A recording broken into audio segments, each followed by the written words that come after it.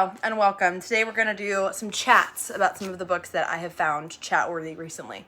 Just something that I want to talk about. I figured that these videos are going to have to be more casual. Otherwise, I'm just never going to post on, frankly, anything ever again. So, do want to just talk about some of the ones I have in physical copy, which we'll talk about, some of which I liked, some of which I didn't. Lots of things to talk about. Now, this one I'm excited to talk about, but I will say, I forget, well, it's not that I forget a lot about it. I just... it's not top of mind so much because I finished it over a month ago now. But I did The Compound by Ainslie Raw. I actually listened to a podcast that was about I was reading it about writing. I had nothing to do with this book in particular. And context can actually elevate a story on the shit no one tells you about writing podcast. They had the author on. And the way she was talking about the book, it just got me really intrigued. And I was like, you know what, I'm going to go get it. And then I went on a vacation. And I feel like a vacation's a good time for like a bingeable book of like one that you just can't put down. And so this is, you know, that up that alley, basically. This has the bingeable quality of a reality dating show of like where you just have to keep going. You have to watch another episode of Love Island. You have to. My personal favorite of all of the like trashy TV shows is Are You the One? And this felt adjacent enough. Not that it's the same concept at all, because it's not. So basically what happens in this one is a girl wakes up, she's in the desert, she's in this like kind of run down, but also like massive expensive villa. And she's with all these other contestants. She's on this TV show where you are not allowed to say at any point that this is a TV show. But there's going to be, I think it's 9 girls and 9 guys, or 10 girls and 10 guys, but for some reason only 9 guys show up, which they kind of get into. And so it's, you know, all these girls are there by themselves for a while until the guys get there. The guys are responsible for getting through the desert, surviving their way to the house. I mean, I don't think anyone dies, but it is like a survivalist thing. And then they all get there. All the girls are responsible for getting the house ready from the last group of people that were there, some of which are like more notoriously gross than others. So this one's like kind of bad, but not really. The girls get it all ready. They kind of bond with each other. And then we introduce the guys. And then it's just a reality dating show, essentially. You don't know much about our main character's name is Lily in this. And she is kind of intentionally ambiguous. And so like some of the reviews were talking about that. And because I had listened to the podcast earlier, I did know that that was intentional. So that part didn't irk me because I was like, oh, the author has a reason for it. So, you know that going in, she's intentionally kind of a blank slate, or like, you don't know much about her attributes and qualities that much. She's not telling you, she's strategizing, and like, it's about the game of it. And I don't know, I just felt like that was really interesting. I like ambiguity in a book. I like being able to infer things that I think the author was doing, even if maybe, I don't know, I've decided that my version of it is better. You know what I mean? I'm like, okay, yeah, this is the reason why she did that. And that was actually really smart. Meanwhile, she's like, that's crazy. I didn't think of that. This is Ainslie Raw's first book. Yes, I was just double checking. This is her debut. Incredibly bingeable. Okay. I feel like there was a few things in here that weren't entirely fleshed out, or like I think they were supposed to be a big reveal. Like, for example, they keep mentioning that there was another guy who was there on the trip and he ended up leaving. And they like explain it, but it doesn't really feel like it gives you a whole lot. Like, I feel like I thought I was going to get a little bit more of a payoff when it came to the backstory of Lily. I will say that. I wish that we would have gotten a little bit more explanation there. Granted, we did get a little bit, but not a whole lot. I don't know. I think there could have been more interest in there for me, more depth. In the middle, and again, I don't want to do spoilers. There was a reveal at some point about Lily's love interest, we'll say that, and that threw me. That was kind of fun. Kitschy in a way without being annoying, and not like trying to over-romanticize the game of this. You know what I mean? Obviously, we know how I feel about Tom. I think maybe I found Tom a little bit unbelievable. I kind of almost wish that she would have made Tom more likable, even though I know he's the villain, in the sense that like and they talk about this in the book. She's like, how are people outside liking him? Like, how are other people excusing him? They don't know how this is getting edited in real time, and like who's voting people off. So like, or like for what reason people are getting voted off. So I don't know. For all of that, I found it really interesting, but I think there was a little bit of lack there. Do you hear Cleo? She's fascinated by the crosswalk right now. Every once in a while, she remembers that we live right outside of a crosswalk, and she gets very excited. Anywho, So that was The Compound. I ended up giving that one 4.5 stars. It wasn't a full 5-star, but I read through it so quick that it felt like it needed to be rated pretty highly. I love that I also just have clothes in the background, like didn't even bother to clean them up for you. I'm so sorry. Okay. Let's talk about book club really quick because I don't like the book that I picked for this last month. Exhibit by R.O. Kwon was not my favorite, and I was bummed about it because the idea of it's really interesting, and I think it's funny because I've never read R.O. Kwon before, but I do have another book that she's featured in, which is Kink, and it's a bunch of stories. I haven't read it yet. It's on my TBR about a bunch of different kinks and like expression and sexual expression, all these things, right? Thought it was interesting. It's been sitting on my TBR for a while, and that's what this book's about. And then this one is also kind of about like kinks. I mean, it is about kinks, kind of. So maybe that's just R.O. Kwon thing. It probably is. For anyone who knows her, you would probably know better than I would. So it essentially, for this one, you have two Asian women, Jin Han and Lydia Young. And so, I'm sorry, Lydia Young. These two strike up a friendship. They're in San Francisco. They're both kind of out of their element. And Jin Han is married to a man who she loves, who all of a sudden decides that he wants a baby. And she has known that she does not want a baby and is not moving on that. So as she's kind of going through this tumultuous time with her husband, she's starting this relationship with Lydia Jin Han also has like a kind of a twisted family past that comes throughout the story because there's a family curse that she's never told her husband about, but she has told Lydia. I found it kind of hard to follow, which I couldn't tell if it was like cultural influence kind of thing, like because it's not translated, but I was thinking maybe because she is from Seoul that maybe she like just reads a lot of Korean fiction and writes like it, but I usually really enjoy Korean translated fiction and I don't find it clunky. So it might just be R.O. Kwon's writing style, I guess. And it's not bad. Again, like the word that I keep wanting to use is like not even pretentious. Pretentious isn't the right word. It just felt a little flowery for no reason. I don't know. There are certain times, something that I noticed whenever I'm reading translated fiction, which again, I know this is not translated fiction, but I had a similar feeling that I do have whenever I read translated fiction where I can't tell if it's because the translation didn't line up exactly and like there's no direct translation. So you have to kind of use something that's sort of similar, but not exactly. I can't tell if it's that or if there's enough of a cultural divide where like there's dialogue in here that I'm like, that doesn't sound natural to me at all because that's not how I talk. I think about like clients that I have that are from Haiti, and we always joke with my Haitian clients about like how their demeanor is so much more blunt than mine. And so like the inclination for me is to be like, oh, they're being rude. And they're not being rude. Like for them, they're like, no, that's just how I talk. You know what I mean? Like it's just the way different cultures represent different emotions, like what's socially acceptable and what's not. And so sometimes I think this one felt a lot like that. I think that that's like a cultural competence thing as well. Like I'm trying to improve my, what's the word I'm looking for? Like the way that I process that. Like I'd like to be able to, it's not that I don't enjoy it even, like because there's some books that I'm like, yeah, that totally is not at all how I talk or how I engage with the world or how I think about that, and I still find it really interesting. It's not like I only read books that are about me and the people that I like. But that's Exhibit by R.O. Kwon. The only other one that I have in physical, I believe, which might be wrong now that I'm thinking about it, is I Hope This Finds You Well. So I've had this book on my Kindle for like 2 years, okay, because I got the ARC.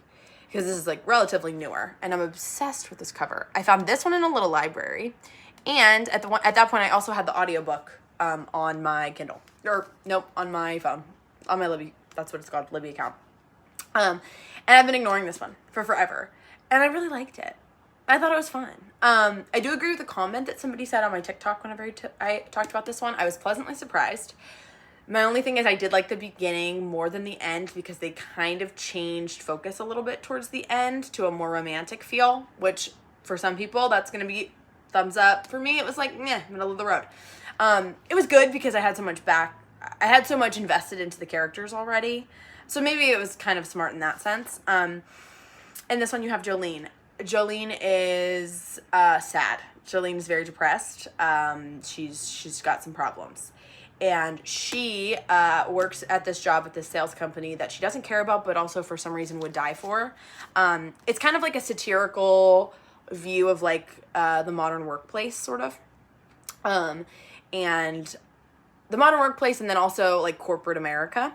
And so she's working in this little cubicle, as you can see here, and has one-sided beef with everybody in her, like all of her colleagues, essentially, who work in her department. That's the word, department. And so what she takes to doing as ways to like release her anger at all of these petty little work things that are happening is that she, at the end of her emails, puts in white her real feelings about blah, blah, blah, blah. Well, one day she forgets to put it in white. And HR decides to put her through this class to like get better at her interactions with other people. And she finds out through this that there's going to be layoffs, essentially. And so they're kind of testing everybody to see how everyone's going to do. Pressure is on. Well, in this mix-up with HR, and they changed the settings on her email, this is going somewhere, the email settings that they changed it to somehow gives her access to a bunch of other people's computers and their emails. She's getting them all, and they don't know that.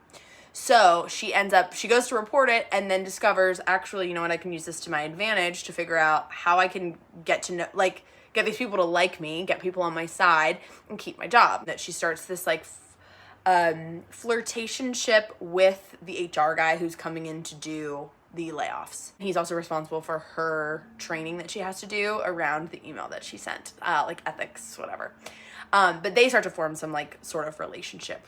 Not very HR, if you ask me. I did love it. I thought that the pacing was really fun and interesting and like kept me very engaged the entire time. I also really loved, I didn't realize that that Jolene in here was Iranian. What that looks like for her culturally when it comes to relationships, when it comes to her parents, the way that they view relationships and marriage and things like that. I don't know, I just thought it was really, really good. So this was fun. I ended up giving this one a 4.5 as well, I believe. Very fun. I wouldn't say it's like an all-time favorite, but I had a good time reading it, so 4.5. Okay, let me check my phone here, because I'm going to add pictures of some of these I did on Kindle, and then some I did on audiobook, which is why I don't have them. Okay, let's talk about Creep. God, I loved Creep. Okay, here's the thing. I knew I was going to love it. I got it on my Kindle, and then like, what had happened was I had ordered it as an ARC on NetGalley. I got approved for it. So then it must have been that I downloaded a bunch of them, forgot to download one, forgot that it was there. And then I went back later and was like, shoot, this already came out. All of that to say, I missed out on Creep for longer than I should have. So, Creep is by Emma Van Straten, I believe is how you say her name. And this book is deeply, is it British or Irish? British? I think it's British. Deeply British. So if you're not into like British stuff, you probably wouldn't like it very much. This one is Alice, okay? Alice is her main character. Alice is cleaning apartments for a man named Tom. Tom and her are in love. Well, she's in love with Tom. She's really in love with Tom. She thinks Tom's in love with her a little bit. But she's always kind of planning how she's going to end up with the man who she cleans for. She has pictures of him. She goes through his email whenever she's there. She snoops around. She does her thing, gets all the information that she wants. And she slowly but surely, as the book continues, gets more and more unhinged as she discovers more things out about Tom, as she starts to be found out a little bit about what's going on with Tom. The lies that she has told are now starting to catch up with her. And I typically, those kind of books make me nervous. But this one, the writing in it was so good that was mostly what I was focused on. Was like, I could feel her devotion to this guy, that I was kind of committed to them. I was a little bit. Now, was she crazy? Yeah. Like super crazy. Like bad, dangerous crazy. And I think it is on track to be one of my favorite books of the year. I just had such a good time with it. Okay, so Empire of AI. Let's talk about Empire of AI. Because this book was so hard for me to get through. I never wanted to pick it up. And I'm not saying it because it's bad. It's actually not a bad book at all. It was a very good book, in fact. Still wasn't settling well in my head.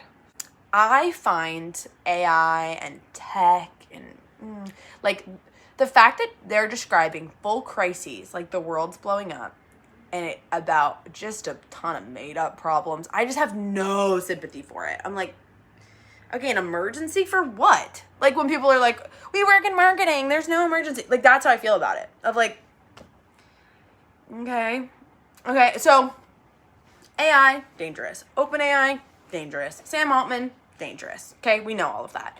A lot of this is so techie. And I will say again, Karen Howe, incredibly well-written book. She's very comprehensive. She's incredibly thorough. She has great sources. Like, you could tell she, like, cares about the subject, is well knowledgeable, like, and got lots of opinions and perspectives and proof and all of the things, right? So that part, fantastic. Here's where she lost me, was the part where they were talking about Sam Altman's sister. And this, I don't know if this will get people mad at me or not. I don't know if this is a take that people will find, I don't know. Here's the thing. As we know, radical libtard, okay? My dad is fully disappointed in me every day. It's awesome, okay? That being said, I also am a part of the real world. Like, I am not so far left that, like, I'm never pleased by anything. I want incremental amounts of appropriate change. And that's how we get to the world that we want to live in, right? Like, I'm practical about it. And I think it's just being a social worker and being in the field. I know if I say my standard is, like, world peace, I'm going to be really, really disappointed whenever every single incremental change that we have doesn't get us there. I didn't love the way that we were framing. Like, I think it sounds like his sister has honest, absolute gripes about Sam Altman. It sounded like she might not have been that stable. And then so for other people to come in after the fact and decide, you know, oh no, she was stable. She was, and you should have helped her. Like, that, as someone who has had unstable people in my family and my life before, like, it doesn't feel true to life to say that. And, like, I will judge Sam Altman for 1,000,005 other things. And it didn't endear me to him, the whole story, and it certainly shouldn't, but it also wasn't, like, the mark of a bad person, I don't think. Now, as I say that, there is a part in there where she does make allegations against her brother that he essayed her. I don't know, I think that, I can't remember now, I believe they said something about the statute of limitations being up on that, and everyone else denies that it happened, and you know, they're saying it's just because she's angry, and all of the things. All of that being said, I don't know that you can use that as another reason to hate Sam Altman. I'll hate him for other reasons. But I don't know, just kind of, it's not the fact that this is, like, all of a sudden I've decided I'm a Sam Altman fan. That's what I think I want to make incredibly clear. I think he's a bad dude. I also just think that could have been left out of the story and he still would have been a bad dude, especially because the book is crazy, crazy long. Not crazy, it's like 480 something pages. So it's a thick book. So yeah, I don't know. Again, I just don't think it was necessary. And I think it was a bit of a reach. I don't know. I don't know if any of that is actually helpful or if it's just going to get people mad at me. There's always this year on Basketball and Ascension, Hanif Abdurraqib, who I adore. Loved the audiobook because I got to hear his voice. Got to hear his lisp. Love it. I think he's awesome. I think he's so down to earth. I watched a couple of interviews with him too.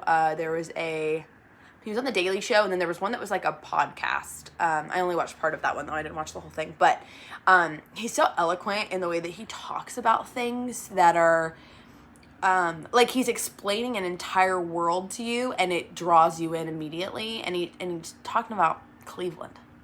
And yet you're like, oh my God, the way that you're saying that, I could just eat up. Like, it's just whatever. So this book is a lot of different things. It covers a lot of ground. I didn't think I would like it. Not that I didn't think I would like it, but it doesn't appeal to me in any way. I was like, I don't have a basketball team. I don't really have anyone I root for. So I was kind of like, whatever. Like, I like basketball, whatever.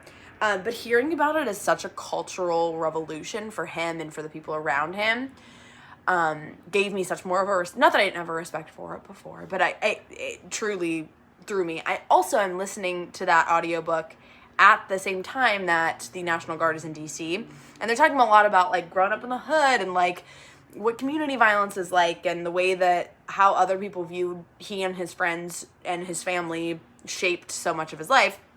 And there's one specific part that I was at the copier at work and I wrote it down because I was sick about it. All right, this is what it says. When a city names a place unlivable, it suggests that there is something wrong with the people that do live there. It suggests that their lives are expendable, just like the homes and apartments that they live in. Just like that, the lens turns to property, to vacancy. Don't pretend that you haven't heard this one before. When you create the conditions of war, you get to decide in what place it happens. I'm going to get the physical copy eventually whenever there's a sale somewhere that I can get it, because I want to have it in physical copy. I say that about so many books that I love on audiobook. I'm like, okay, I have to get it in physical, because there's something about doing a book that you love physically. It kind of just gives you a different appreciation. So can't wait to do that. And then, do I have any other ones I wanted to talk about? Oh, there is another physical book. Hold on, sorry. This one was a surprising 5-star. Was not expecting this to be a 5-star. The Echo Wife by Sarah Gailey. You're going to ignore my fingerprints on it. Oh my God. The Echo Wife by Sarah Gailey. I have Just Like Home by Sarah Gailey. Loved, loved, loved, loved, loved until the last page, and then I ended up giving it 1 fucking star. Okay? Because I hated the ending. Spoiler alert. It becomes Monster House. The movie Monster House. Stupid. Stupid, stupid, stupid. Don't care. This, loved.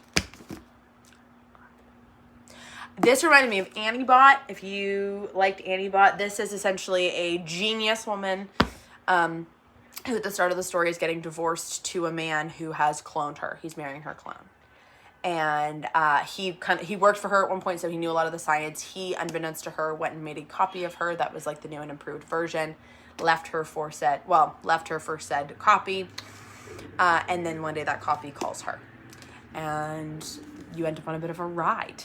Again, I think it was such a good allegory for so many things about like womanhood and identity and anger, like female rage and resentment. I had a great time. I was surprised that this was so good to me. I think this will also probably be in my top 10 of the year. It's like a book that I thought about for a while afterwards. And yeah, really enjoyed. Well, guys, that's what we're talking about from August. I think a book that I'm going to want to talk about after the fact from September is going to be Demon Copperhead. I'm reading that right now. And then I'm reading another book that I don't want to tell you about just yet because it's kind of a surprise, because I think it could be another favorite of mine. Yeah, I don't know. If there's any books that you want me to talk more about, I probably can, depending on the book. There's certain books I don't really have many thoughts about after, but these ones I do. So, love you, bye.